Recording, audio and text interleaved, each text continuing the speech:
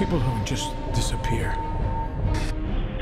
I was told that if I didn't do something, my family would be in danger. We tried to find Slenderman. He's this tall, faceless man who preys on children.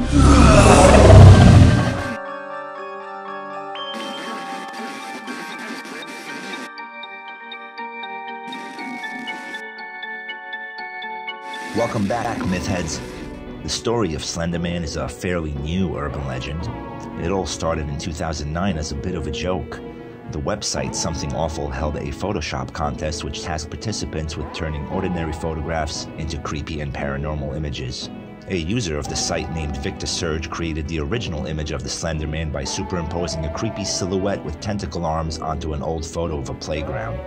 The simplicity of the image is what made it so good. At first glance, the photo seems untouched, but take a closer look and you will see the Slenderman lurking in the distance. The original photo was accompanied by a short description claiming the picture was taken just before a fire in which several children went missing. Shortly after, Victor added another photo and some more backstory. Other members joined in and shared their own images of the character. In October of 2011, Slenderman became an indie game created by developers Green Meteor team. A year later, Parasect Productions made the game Slender, the 8 pages, which quickly became a hit. The game put players in the middle of the woods at night and tasked you with collecting 8 pieces of paper that would reveal a bigger story, all while the evil Slenderman hunts you. The only option when faced with the villain in-game was to flee. If you were caught by Slenderman, it was instant game over. The sequel to the game came out in 2013 titled Slender: The Arrival.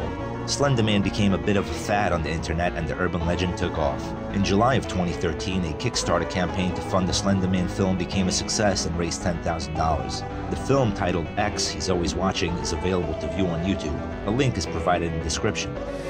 Naturally, Hollywood had to get a piece of the pie. A trailer for the Sony Pictures film Slenderman came out in January, and the movie is slated for release in August in the US. Hopefully, the film doesn't focus too much on shock horror in favor of actual tension and creepiness.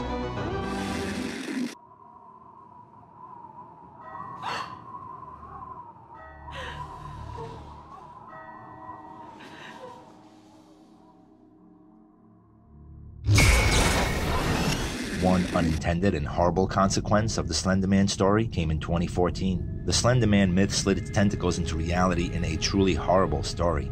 In May of 2014, 2 Wisconsin teenage girls led their friend into the woods and stabbed her 19 times because they were trying to find Slenderman. We tried to find Slenderman. Trying to find who? Slender. Who's Slenderman? He's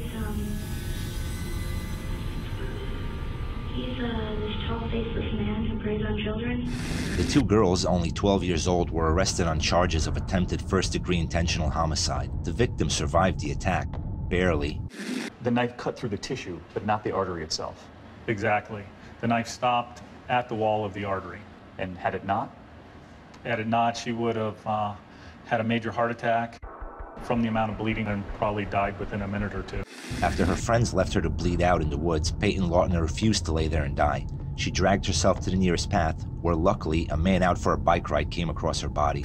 The 2 girls, Morgan Geyser and Anissa Weir, were charged with attempted homicide of their friend Peyton. Last December, Anissa Weir was committed to 25 years in a psychiatric institution. She pled guilty to the crime but claimed she was mentally ill during the attack and therefore not responsible for her actions. The other teen, Morgan Geyser, was sentenced this February to 40 years in a mental institution. In court, Geyser appeared tearful and apologized to the victim and her family. The recently released audio from the police interviews is pretty disturbing. He was my only friend for a long time because Why would you hurt your only friend? it was necessary.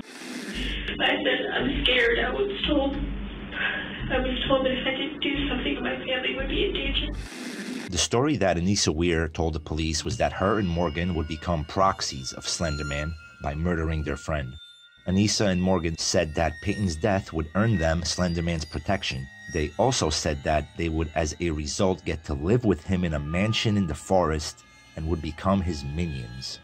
It's really crazy how what started out as a doctored photo turned into reality for these girls. Considering the young age of these 2, it's possible they believed what they said, that the actions they took were in order to appease Slenderman.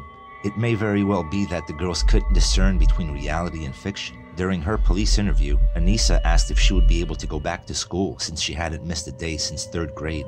There's definitely an initial disconnect there with the girls and the severity of their actions, but now both girls will spend their immediate future in the mental health institution. It's a tragic story, but the hero here is Peyton. When asked how she managed to get herself from the woods to the path where she was saved, she simply said that she wanted to live. 19 stab wounds all over her body. The odds were stacked against this brave young girl, but her survival instincts kicked in and life prevailed. The mind is a fragile thing. Stay sharp, people. Thanks for watching Urban Myths. Help us grow and hit that subscribe button. As we are a fairly new channel, it means a lot to us. If you really want to help out, like, and share the videos on Facebook and Reddit.